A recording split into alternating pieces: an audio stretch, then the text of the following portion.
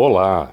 Estamos de volta para mais uma aula do curso O Fruto do Espírito. E neste encontro, vamos à segunda parte do elemento amor. Na primeira aula, foram apresentados alguns poucos aspectos do amor, qual o seu significado, se ele é ou não um sentimento, daí por diante. Foram também lançados os fundamentos do amor, segundo o Novo Testamento. Os destaques daquele encontro foram para o amor verdadeiro como movimento, sempre na direção de outro, de outra, nunca para si mesmo, e da duração do amor, quando foi citada a verdade que o amor jamais acaba. Tudo isso é muito importante, mas algo deve ser esclarecido de início, porque as pessoas, quando ouvem estas declarações, sempre ficam confusas, já que não encontram isso na realidade de suas vidas. A explicação para este espanto é porque o amor que conhecem não é o verdadeiro amor. E o que é esse verdadeiro amor? O amor de Deus, como foi brevemente citado em nosso último encontro. Nesta lição, veremos mais sobre o amor de Deus, a partir da carta aos Gálatas, segundo nos ensina o apóstolo Paulo, como lhe foi revelado. E como você pode recordar da primeira introdução, alguns mestres entraram em contato com os cristãos da Galácia depois da partida de Paulo. Aqueles novos missionários falaram de práticas que seriam indispensáveis para que se pudesse agradar a Deus no procedimento de suas vidas, em termos morais. Eles ensinaram que a circuncisão e mais algumas atividades que poderiam incluir rejeição de certos alimentos e até mesmo a guarda do calendário judaico os afastaria do mal e os colocaria em posição correta, ou seja, no caminho para a santidade e a virtude diante de Deus. Paulo não gostou nada disso e escreve aos Gálatas com a intenção de mostrar que obras humanas não podem fazer nada nestas direções. A pessoa não melhora a sua posição diante de Deus simplesmente por aquilo que ela pode fazer. Só Deus age para mudar nosso relacionamento com Ele. Paulo mostra tudo isso dizendo que Deus deu o Espírito Santo ao seu povo, como está no capítulo 3, versículo 2. A intenção do Espírito no povo é para que Cristo seja formado neste povo. Leia isto lá no capítulo 4, versículo 19, aqui de Gálatas. Deus está formando o caráter de Cristo na igreja. O apóstolo diz também que os benefícios de receber o Espírito vão além de qualquer coisa que alguém pudesse realizar depois de ser circuncidado e guardar a lei judaica. Em resumo, Paulo diz que a lei é impotente, fraca. Entenda, não é que a lei que se encontra no Antigo Testamento, também conhecida como Lei de Moisés, não seja boa. Não, ela não somente é boa, como vem de Deus. Moisés recebeu a lei de Deus lá no Monte Sinai. Mas a lei não transforma ninguém, porque ela só faz duas coisas. Ela só descreve o que é errado e só mostra o que é a santidade. Mas ela não pode efetuar, ela não realiza a santidade. É neste sentido que a lei é fraca. A lei não aperfeiçoa, ou seja, ela não aprimora qualquer pessoa. Ela apenas mostra o que é bom e o quanto nós somos maus. É por isso que não precisamos da lei como elemento aperfeiçoador. Bom, se não precisamos da lei neste sentido, por que ela não aperfeiçoa, ela não santifica? Então, como é que alguém é santificado? Como é que alguém fica com o caráter adequado ao que Deus espera dos seus? O que substitui a lei? Todas estas questões são respondidas quando Paulo lembra aos Gálatas que Deus já lhes deu o Espírito quando creram no Evangelho, como já vimos lá no capítulo 3, versículo 2. Então, não é o que, mas quem substitui a lei? O Espírito Santo, que habita no crente, produz este caráter. O autor santo também garante que Deus continua a abastecer, a sustentar o seu povo com o Espírito, não porque o povo pratica as obras da lei, mas porque coloca sua confiança no que ouviu desde o início. E o que é que o povo ouviu de Deus? O Evangelho de Cristo crucificado. É importante que você leia esta passagem inteira, capítulo 3, versículos de 1 a 5. Paulo diz ainda que toda a lei pode ser resumida no mandamento: amarás o teu próximo como a ti mesmo. Sim, este texto encontra-se aqui em Gálatas, capítulo 5, versículo 14. E eu recomendo que você veja a última aula para a interpretação deste versículo. Bom, só que para cumprir este mandamento de amar o próximo como a si mesmo, o apóstolo encoraja os Gálatas a viverem no Espírito. Capítulo 5, versículo 16.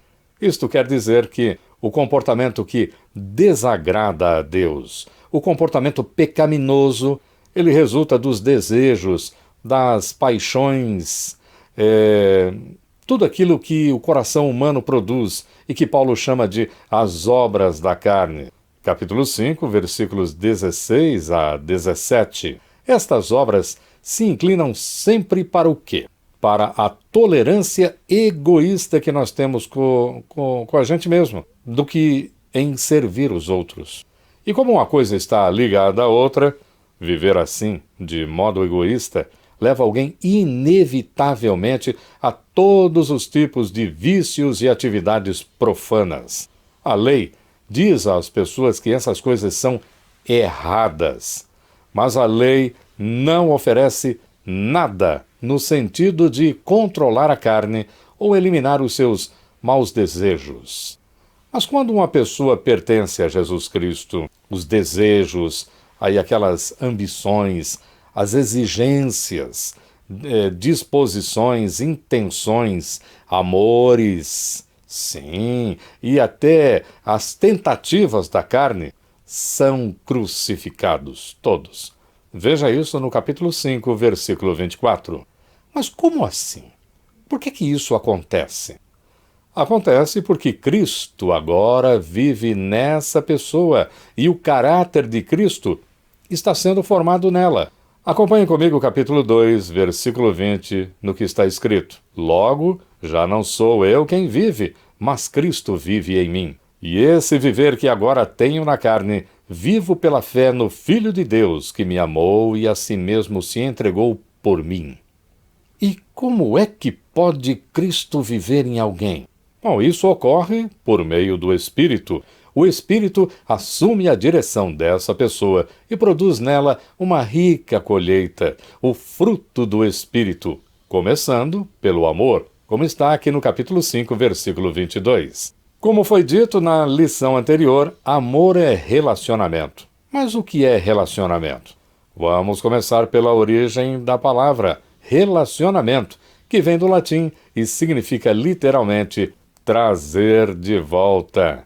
O sentido disso é trazer a ligação perdida entre duas coisas.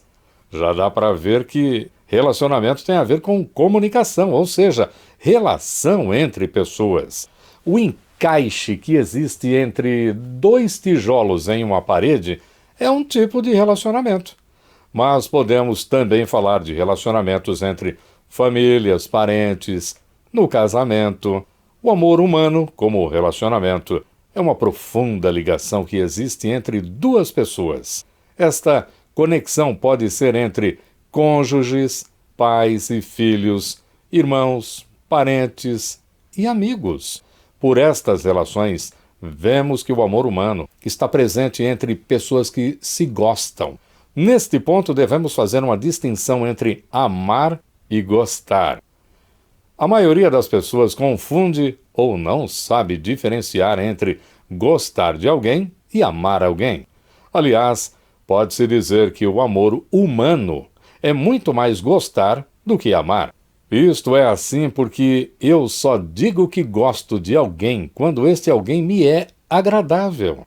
Isso é assim até com as coisas. A gente gosta de uma comida e não de outra, porque certo prato tem gosto agradável, ou seja, tem a ver com o nosso paladar. Do mesmo modo, quando dizemos que gostamos de alguém, fazemos isso não porque partiu de nós a intenção ou a atitude de ir na direção do outro, sem motivo, de modo isento, sem qualquer intenção de conseguir algum benefício de nossa parte. Não. Nós agimos assim porque tal pessoa atende a algum tipo de expectativa que nós temos. Eu sei, é feio. Ninguém quer ouvir isso. Mas só gostamos do que nos atrai. E se isso não bastasse, o que nos atrai não está na pessoa em si, mas em nós. A pessoa apenas possui o que nós queremos. Por exemplo, gostamos de pessoas com certo padrão de beleza, porque isso nos agrada. Não levamos em consideração se a pessoa é boa ou má, atributos que são do caráter dela, mas só o que nos agrada, porque já está em nós nos afeiçoarmos por pessoas assim. É por isso que dizemos que não nos damos com alguns, ou que nosso santo não bateu com o do outro. Só gostamos de pessoas que possuem aquilo que gostamos. Mas amar como Deus ama é totalmente diferente. Deus nos ama não porque Ele nos aceita como nós somos. Aliás, isso é um erro enorme pensar assim, porque Deus quer nos transformar. E Deus nos ama não porque possuímos algo que o atrai. Claro que não, porque jamais poderíamos possuir naturalmente as coisas que são belas ao nível de Deus. Deus nos ama porque Ele decidiu se relacionar conosco apesar de nós. E por que Deus decidiu isso? Porque Deus viu que estar com a gente seria bom para nós. Visto de outro modo, não ter relacionamento comigo, contigo, com a gente, seria um mal maior para nós. Podemos agora avançar em nossa definição de amor. Amor é a atitude de relacionamento em busca do bem maior para o outro. É claro que sempre se poderá dizer que isso é relativo. O que é bem para um não é para outro. E a ideia de bem também varia muito. O bem para um traficante de drogas, por exemplo, é vender toda a sua mercadoria. Então, que bem é esse de que fala o amor de Deus? Só há uma resposta a esta importantíssima pergunta. Jesus. Jesus é o bem maior que alguém possa querer para outro, para outra, em meio a um relacionamento. Querer Jesus na vida do próximo é amar o próximo como Deus ama. Entenda isso. Todo mundo tem problema. Por isso, nossos relacionamentos passam por grandes desgastes. Mas quando alguém ouve e crê no Evangelho da cruz de Cristo e o Espírito habita nessa pessoa, ela entende que o problema do próximo é a falta de Cristo em sua vida para transformar seu caráter. É aí que quem ama verdadeiramente desejará Cristo na vida do próximo. Porque, afinal de contas, não foi isso que Deus fez com a gente? Deus não gostou da gente. Deus nos amou de tal maneira que deu o seu único filho para que todo aquele que nele crê não morra, mas tenha a vida eterna. É o que lemos em João 3,16. Este é o verdadeiro amor. Além de nos dar seu único filho, ficamos sabendo que esse filho que nos é dado é o maravilhoso Jesus. Para este tipo de amor, os cristãos primitivos reservaram uma palavra grega especial, ágape. Este é o amor sacrificial, ou seja, de quem se entrega, de quem toma a iniciativa de ir em direção a outro, em busca de relacionamento, com o objetivo de produzir o bem maior do amado, da amada. Como se vê, amor não é afeição pelo outro, mas a busca do bem ao outro, sendo que esse bem deve estar alinhado com o bem maior, Jesus. Quando se fala de afeição, o assunto muda. Já não é mais amor, é paixão. Paixão tem a ver com o encanto que o outro produz em nós, com a novidade do início da relação, com aquela cegueira para os defeitos e olhos apenas para o que é belo. O tempo da paixão é quando nós preferimos não acreditar no que vemos, porque só vemos o que já está em nossos corações e apenas projetamos no outro. Mas com o tempo, a paixão vai embora, e o que fica nos relacionamentos é o que se quer chamar de amor. A paixão deixa saudade em quase todos. É por isso que as histórias de amor não são as preferidas da maioria das pessoas. Como assim? As pessoas adoram história de amor. É? Amor ou paixão?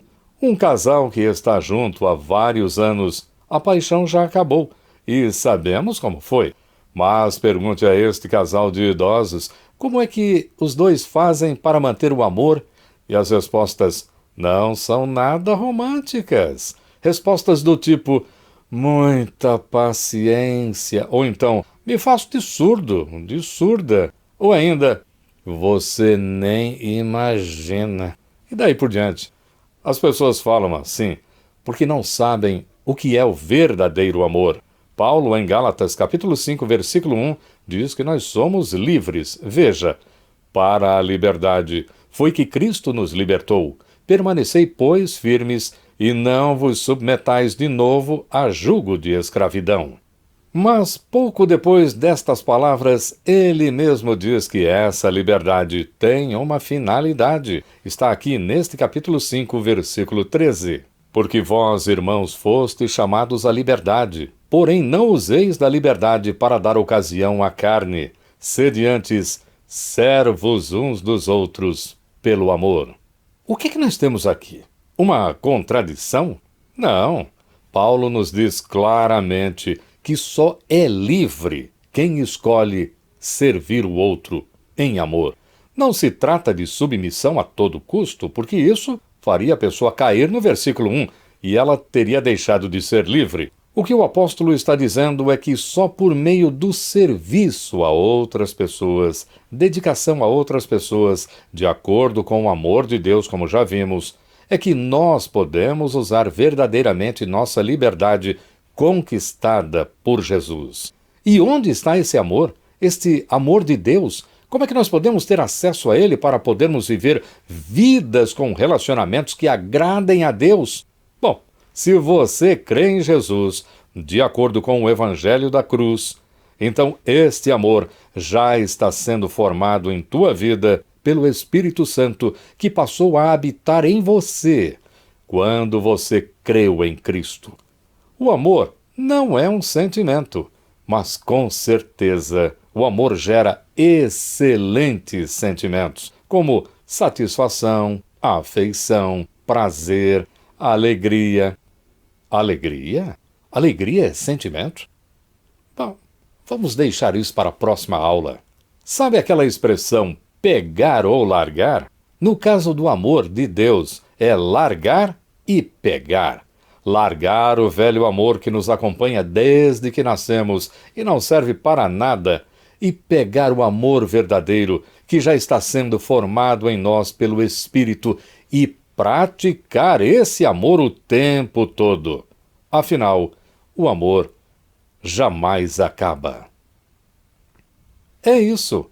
Nesta lição completamos, mas claro, não esgotamos, o tema do amor no fruto do Espírito.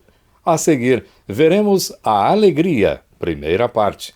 O que é a alegria?